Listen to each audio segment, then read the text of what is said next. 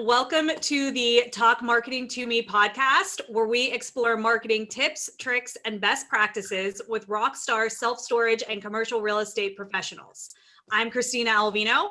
And I'm Jess Casto. And today we have with us John Manus of Pinnacle Storage Properties.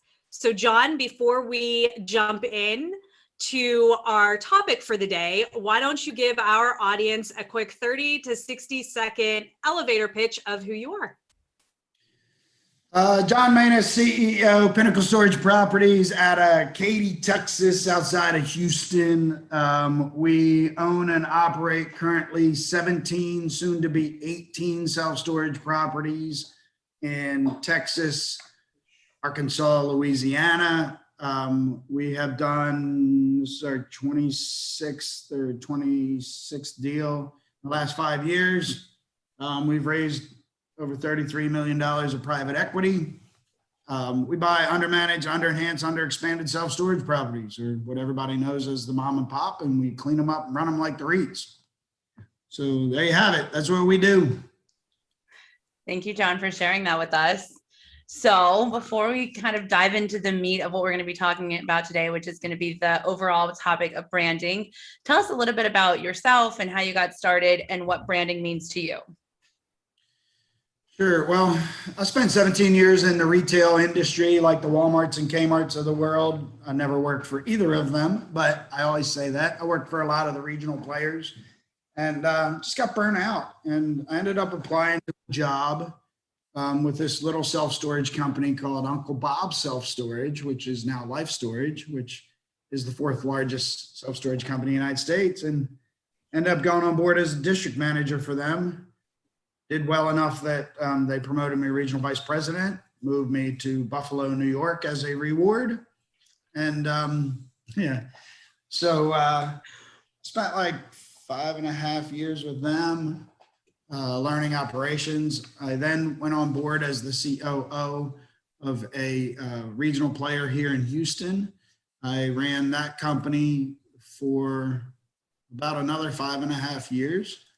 And a little over 5 years ago, seems like the magical number, doesn't it? 5.5 years.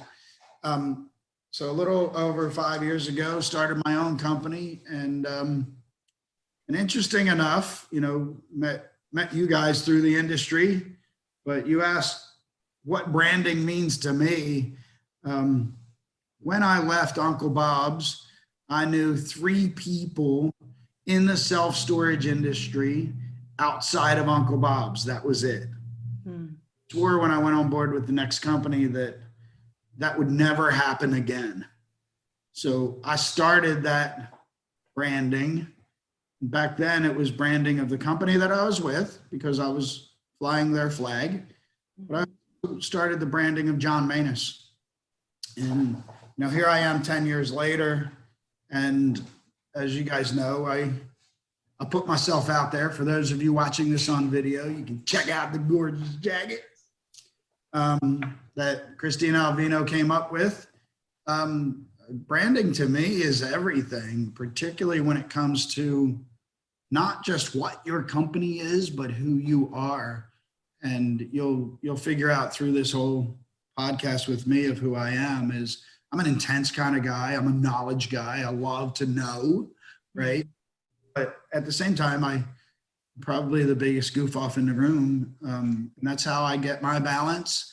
And that's how I give my balance to my team is I push them to work really hard. And on the opposite side, we goof off quite a bit too. So to me, branding not only represents the company of the flag that you're flying, but it also represents who you are. I mean, I think you need to have a personal brand, and whether people accept it or not, they do. Some of them are pasty and boring, but that's their brand. I try to be more exciting and get people to know who I am. So branding / marketing, and I know the difference between the two because Christina has beat it into me for the last 8 years since I've known her. It's like, bluntly, it's one of the most important things that I do as a person because it flows into everything, networking, your ad looks like, your customer facing, your business to business, all of these podcasts. I mean, you could go on and on and on and on to what branding and marketing means, but bluntly, I put that out there first. First, the business will come after that. So what I'm hearing is that you think branding is really important. Hey now, so why did you invite me on this podcast? Is just to pick on me for my mentality of 5 or 6 years ago? Is that what? Yep.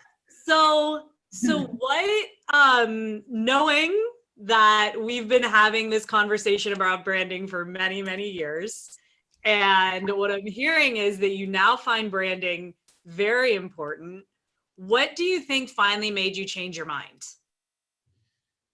I think that's interesting because, all right, so let me give a little backstory. So the conversation between Christina and I 5 years ago, when I started this whole thing, I thought by now I own 4 or 5 stores. I never in my wildest dreams thought that I would put together a portfolio of stores, all over not only the state, but now into multiple states.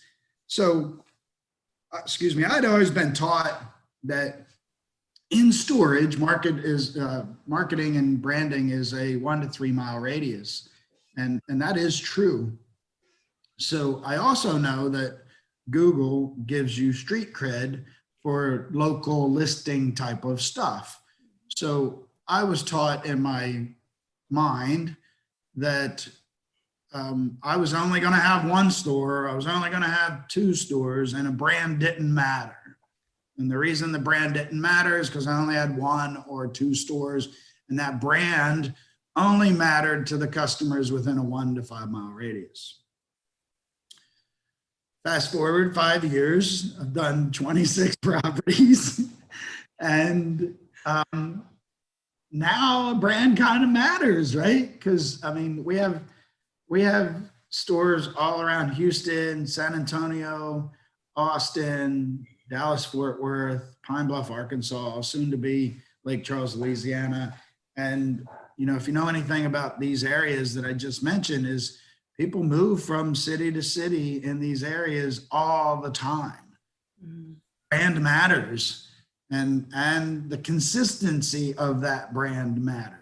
So our offices all look the same, our signs all look the same, and so on.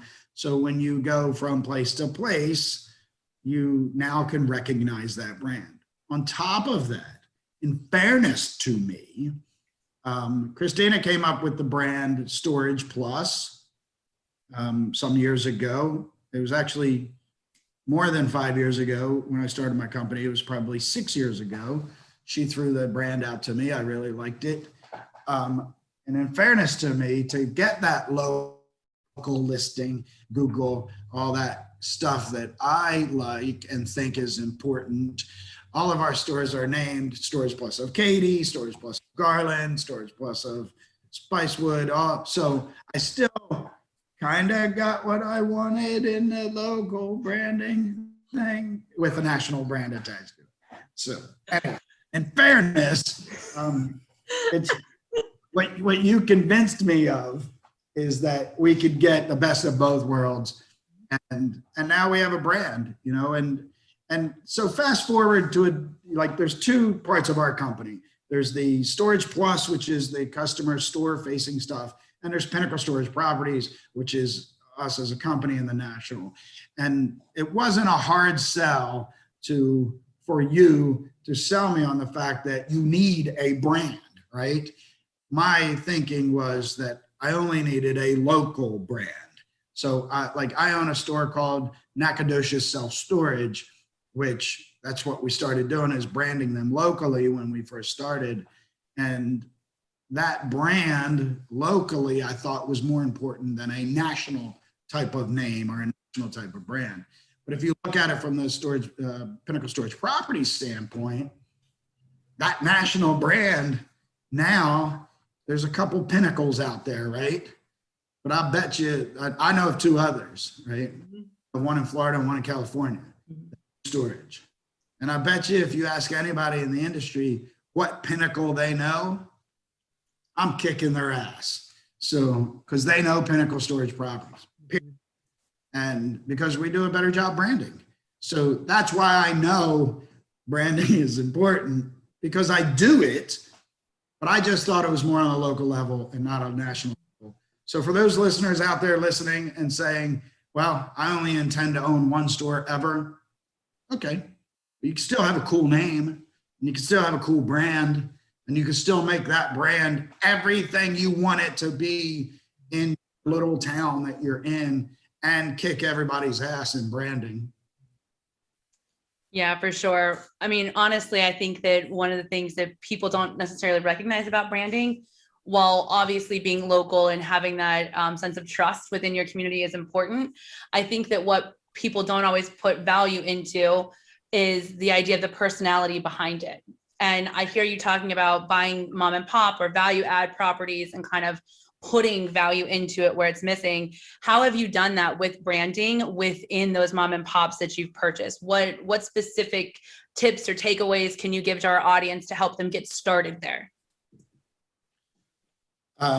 So as I mentioned in the beginning, we buy undermanaged, underenhanced, underexpanded properties. And to me, when it comes to branding, color scheme is important. So all of our properties are painted the same color. All of our signs are the same color. Now I say that, and then your audience is going to go to mystorageplus.com and look at my sites, and they're not, and they're going to be like, you lied to me, right? So because we also are an asset-based company, so if we buy a property that does not need painted and it's tan and green instead of our brand colors, we make our sign white and green so that we don't spend $40,000 to repaint it to be tan and red. So, so there's two levels of thought there. I think first and foremost, you said personality. That was the perfect word for what I think branding is, right? It's whether you have, if you look at people as individuals, whether you have a good personality or a bad personality, you have a brand. Mm-hmm. You just happen to have a bad personality brand. So, right? Yes. So if you're looking at that, and so think about it as a person, and as the person, if you dress like, if you have a mullet from the 1980s, right? You have a brand, right? It might not be the current brand. It might not be a cool brand. It might be an outdated brand, but you have a brand, and you have a bad personality to go along with your mullet, and you have a really, really bad brand, right?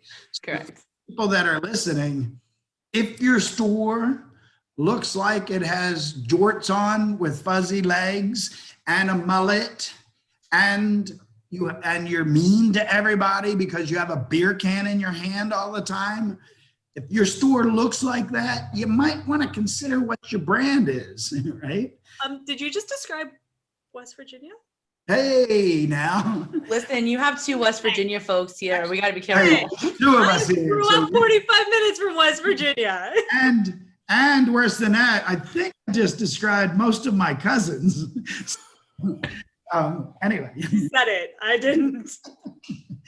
So, and that's when you say personality, I think you look at your store as a self-storage operator or whatever commercial asset you're in. You look at your store and you say, am I still in the 1970s? Am I still in the 80s? Am I still, am I updated? Do I dress better? Is my store dressed better? Is my sign dressed better? All of that, right? So we start, I know that sounds stupid, but we start with the curb appeal stuff, and then we work our way inside. We do the office, new gates, new lights, new cameras, new paint, new signing. Hey, ready? New team member in the office. Okay. So again, personality matters, salesmanship matters. That's attached to the brand. So we do all of that kind of stuff. And the beauty behind that is when you deliver a better product, they pay more for it. So when you deliver a better product and they pay more for it, the value of your property goes up, and that's how my investors and us make money. So that's how we do it, and and we've tripped over ourselves and made some mistakes where not every deal that we've done, we've capitalized correctly so that we could do all the improvements we want to do. But in the end, you want to have a customer drive from Katy, Texas to Taylor Hutto and drive past the store and go, oh my God, that's the same store that was right around the corner from my house in Katy, right? So you want it to feel the same, you want it to look the same, you want it to, even though the physical structure is totally different. If you're a one-off operator and you only have one store, then consider your brand. Just make sure that you're not wearing jorts, So make sure that, you don't have the t-shirt on that says America on it. So that's all. And then redo that. I've been to stores where they have, this is no lie, first in my career, where they went to Dollar General and they bought $40 worth of silk flowers and put them in the flower bed out front because all their flowers kept dying. Well, my heart. Yeah, your heart. It was my stores, my heart. So I pulled up and went, what? So it helps create your brand, right? If you have fake plastic flowers in your flower bed. So if you're the mom and pop listening and you got that concrete squirrel sitting out front on the front porch that looks all cute and pretty next to that potted plant, let's get rid of it. But what I would challenge the people in this industry to is I see and buy a lot of properties that look like the dude with the mullet. And when I clean them up, it makes more money for people. That actually reminds me, perfect example of where you leave something outside because it's part of the community, is the property that we own together in Taylor Hutto. There's the hippopotamus outside, and you walked up and you said, we need to get rid of that. And I was like, no, that's their mascot. Like, that's part of the community. We leave it and we paint it red. That stays. And for the audience that doesn't, there's nothing on the screen, but if you're listening, this hippopotamus is 2 or 3 foot wide and 4 or 5 foot long and about 3.5 foot tall. It's ginormous hippopotamus, and it's painted some obnoxious color. It's painted orange to match the original colors of the property. It's painted orange. So when I walked up, I was like, that hippopotamus got to go. And she's, no, that's the local school mascot. I was like, all right, can we paint it a different color then? Does it have to be orange? So that's where you leave the squirrel out front. Yes, exactly. So that becomes, I'm sorry. No, go ahead. That becomes an Instagram moment, right? Where you do what's called an Instagram wall, and you have people take pictures there so that they get to know your business and the community even stronger. Yeah, and you tie it together, right? Yep. So I want to go back. We talked a lot about the store branding and the business side of it, but I want to go back to something you said earlier about the personal piece of it and branding yourself. So you made the comment that when you left Uncle Bob's, you knew no one in the industry. How did you rebuild or begin to build your brand so that that never happened again? Give our audience some tips. First and foremost, it's pretty easy when you have a pretty face like this, right? So because of this pretty face, it's easy to put that out there and people are like, man, look at that pretty face. Right. No, actually, how I did that was, I say it's pretty simple, but it takes some gumption. First thing I did is I started volunteering to speak at luncheons for the Texas Self-Storage Association. And back then I was known as the operational guy, right? So I've talked about branding. I've rebranded myself through the years and I continue to rebrand myself. I was known as the operational guru kind of guy, where I would go out and teach revenue management. I would go out and teach ancillary income. I would go out and teach how to hire people. I would go out to teach, marketing and SEO and all the stuff that you guys do, right? So I would go out and speak on all those topics, and people would look to me and as the go-to. And I know this sounds crazy to some people, is I always give out my phone number. And it just, like, I've been on probably 30 or 40 of these podcasts, and I give out my phone number all the time, right? And the interviewers of the podcast always say, you're about the only person that ever gives out your phone number. Well, how in the world are you going to brand yourself if nobody can get a hold of you, right? So I would go give out, I would literally, as I was speaking, walk around while I was presenting and lay my business card in front of every person in the room, and started to brand myself, right? I didn't wait for them to come up to me to get my business card. I walked around the room while talking and put a business card in front of everybody. And I've probably spoke in, well, I know I've spoken almost every major city of Texas at that time, and a whole bunch of minor ones. I drove to McAllen one time, 5 hours to speak in McAllen. I've spoken Corpus Christi, all these different things. And that started it. From there, speaking in the national conference for the SSA and the ISS, I actually flew to Connecticut for the SSA one time prior to my buddy Turk's wedding.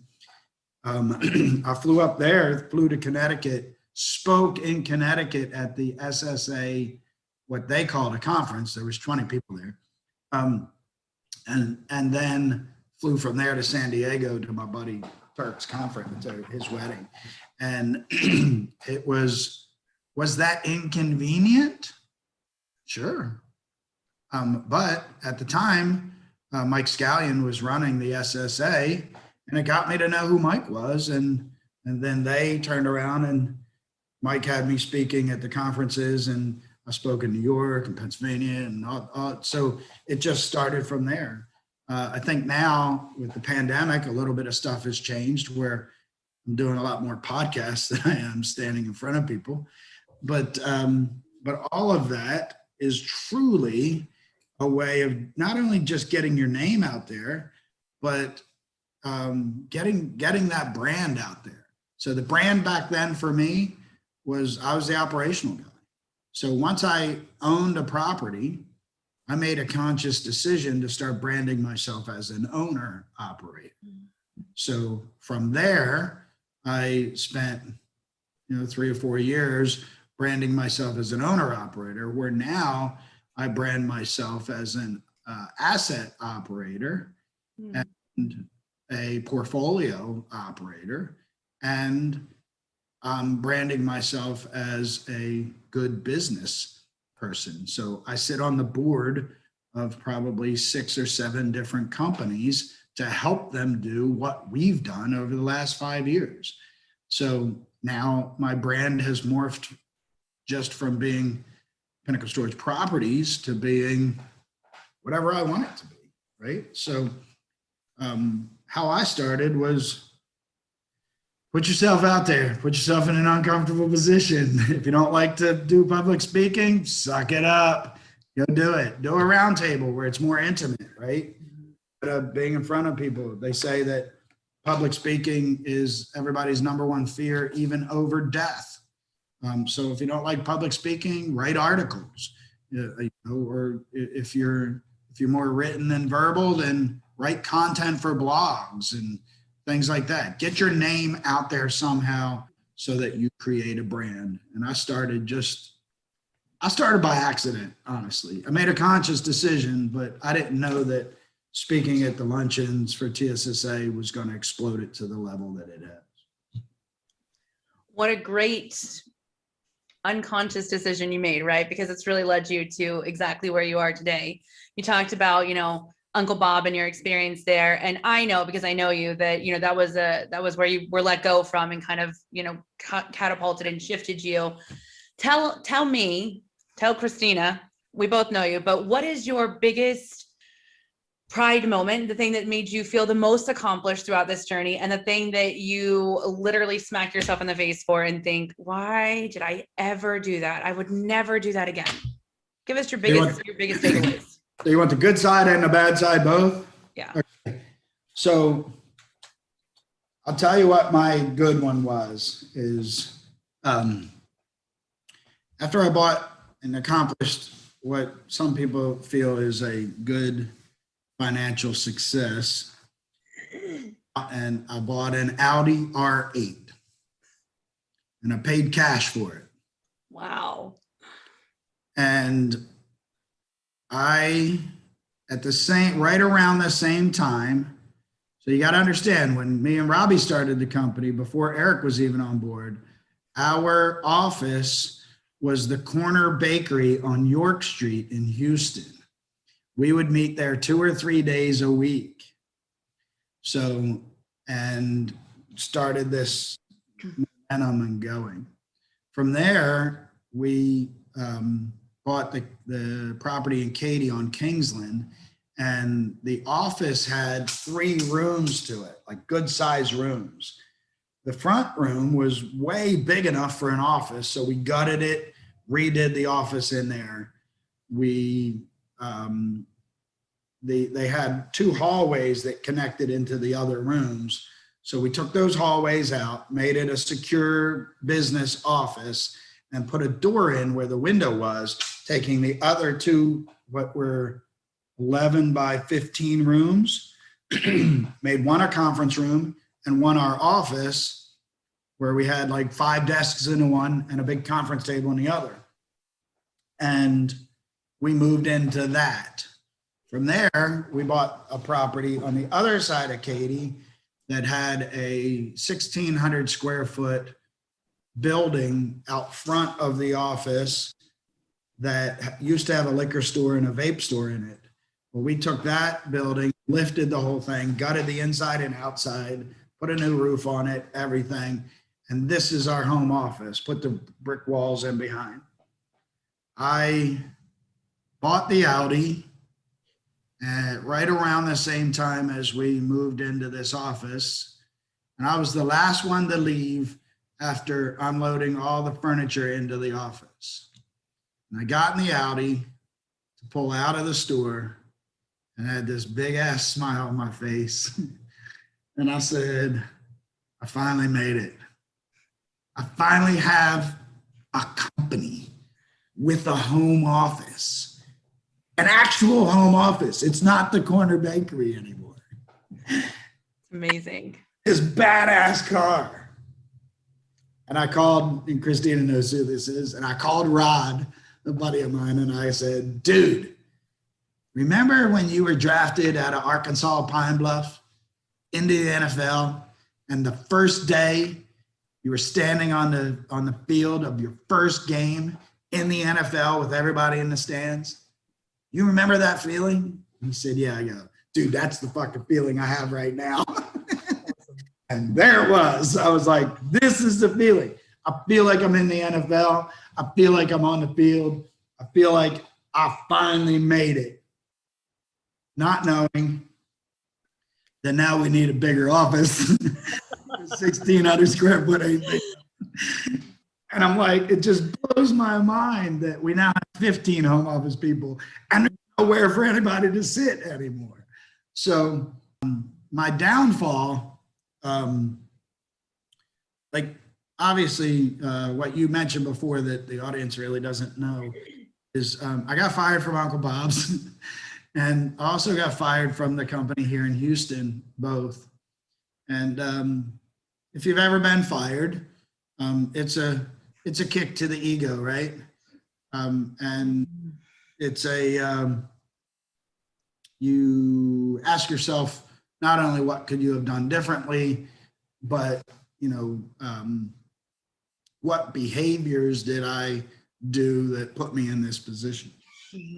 When I got fired from Uncle Bob's, I took a totally different approach to things as most people. I signed up to a career center and I wanted to believe it or not, I wanted to explore getting out of storage. I wanted to explore being at that C level, not just in storage, but other places. So I was still looking for trading my time for money as an employee.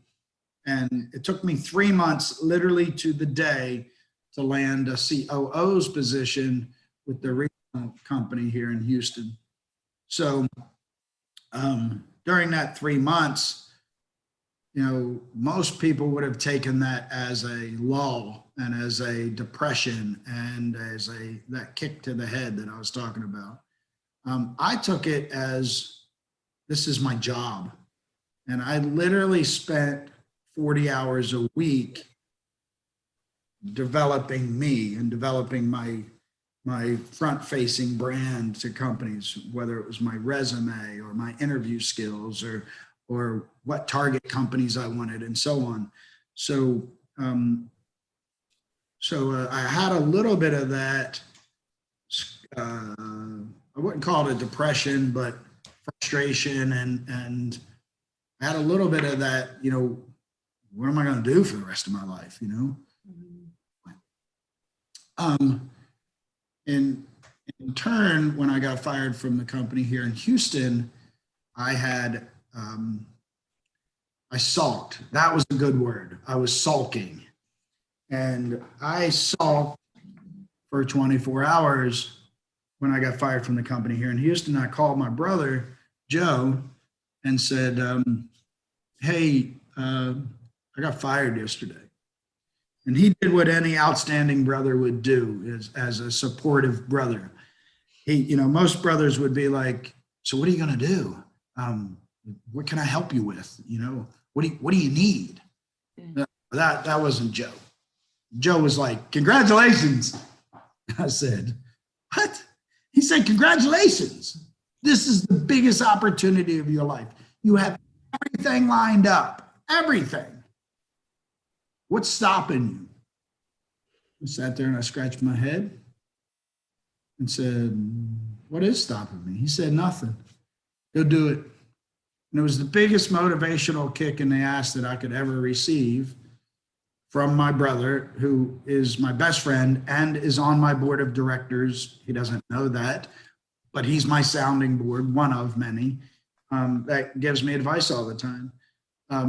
So interesting enough, in both scenarios, my lowest moment, based on my mindset, became my biggest advocate to where I am right now.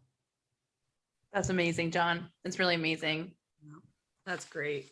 So what I'm hearing is, for our audience, is that your lowest points can sometimes rebound you to your highest, most successful moments. It definitely depends on how you approach it. Mm-hmm. And I know you, and I know you're a positive person, and you try to look at the positive side of life, and that's gotten to where you are. So, you know, you can't wallow in those negative thoughts for too long, because you can get stuck there. So keeping it positive. And a perfect example of what I said a little bit ago is, if you go to pinnaclestorageproperties.com and you go to the team and you drag down and you look and you find my picture, you're going to look at that picture and go, man, that dude's ugly, but I think I'm pretty. So because I think I'm pretty, that's all that matters. So there's the half glass full. Well, on that note, we are coming about to the end of our fun podcast. We have one last question for you. And that is, what is one thing that you've learned from a marketing professional that has changed the way you've looked at business? Well, I've named a whole bunch of them already. You did. And like, just being friends with you guys has changed my outlook on marketing and branding quite a bit, you know. But probably the one thing I've learned, like if I was to give one nugget to your audience, I would say tying the brand together with who you are. So I'm sitting here looking at you guys on this Zoom.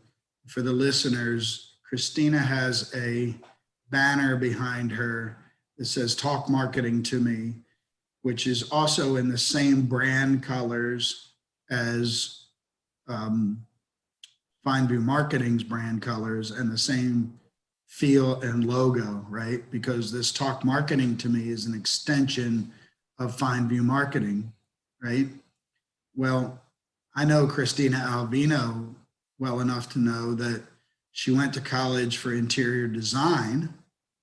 And if you go to her house, a lot of the flair and flavor and colors and so on are these kind of colors that are in the backdrop of her self right now on Zoom. Her brand of her company is an extension of who she is. Take who you are and make an extension to it. I mean, I'm much more loud and obnoxious than Christina is. And when she came up with the idea of the jacket, she knew she wouldn't wear this loud, obnoxious jacket, but she knew my personality from a brand and was like, this is right up John Manis's alley, right? So probably the biggest thing I've learned from you guys is, one, pick a brand that fits you, to who you are, that's an extension of who you are. And going back to the FineView thing, I know the story behind FineView. It's a part of Pittsburgh, Pennsylvania that Christina's grandparents all lived in and grew up. And her grandmother was a great entrepreneurial type of individual. She owned row homes and rented them out to brothels. But no. So, but she's a good business person, and that's an extension of who you are. The reason we chose Pinnacle for Robbie, me and Robbie, is Robbie wanted to name our company Sherpa Self-Storage, and most people don't know what a Sherpa is. And a Sherpa is the guide that takes you to the top of Mount Everest. They're called Sherpas. And I felt that no one would know what a Sherpa is. But Robbie's concept was, we like to take people to the top of the mountain and enjoy the journey along with us as we get there. And this success that we talk about, we drag people along with us as part of that success, whether they like it or not, they go along. But we picked Pinnacle, not knowing that there was other Pinnacles in the industry.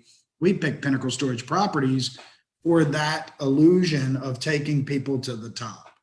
So, and if you know who I am and everything as a person, I'm very motivational, not just to everybody out in the world, but to myself. I want to get to the top. So because I want to get to the top, Pinnacle Storage Properties is just an extension of who me and Robbie are. So the thing I learned the most is make your brand an extension of who you are and then build it from there. You guys have done a good job of convincing me of that, going from local to national, going from dull colors like blues and greens to oranges and reds and all that kind of stuff that adds in not only to my personality, but to what that brand looks like at the same time. Well, John, it's been fun. Thank you so much for joining us. Before we go, I know you have a lot of information you can give to people. So if anybody wants to get in touch with you to talk about any of the things that you talked about today, how can they do that? So it's John, John, at johnmanis, manes.com. That's my email address. My phone number is 210-818-1496. My website is pinnaclestorageproperties.com. And as I always say, I'm joining the fun, so I'm having a blast. Well, thanks for joining us today. And for our audience, join us on our next podcast as Jess and I do a bit of a deep dive into more things about branding. So thanks again, John. We appreciate having you, and it's always fun. Jess, Glad you got to see me. We're always glad to see you, John. Christina, thank you. I appreciate it. We'll talk soon. All right. Bye. Thank you.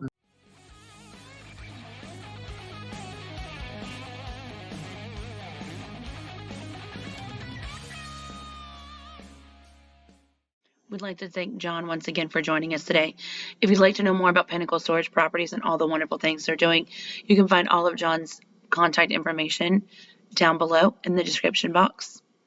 And if you'd like to know more about FineView Marketing, you can find more about us at fineviewmarketing.com or on LinkedIn, Twitter, Instagram, and Facebook. If you'd like to know how FineView Marketing can help you and your business, you can reach out to me directly at jess@fineviewmarketing.com or 304-224-0632.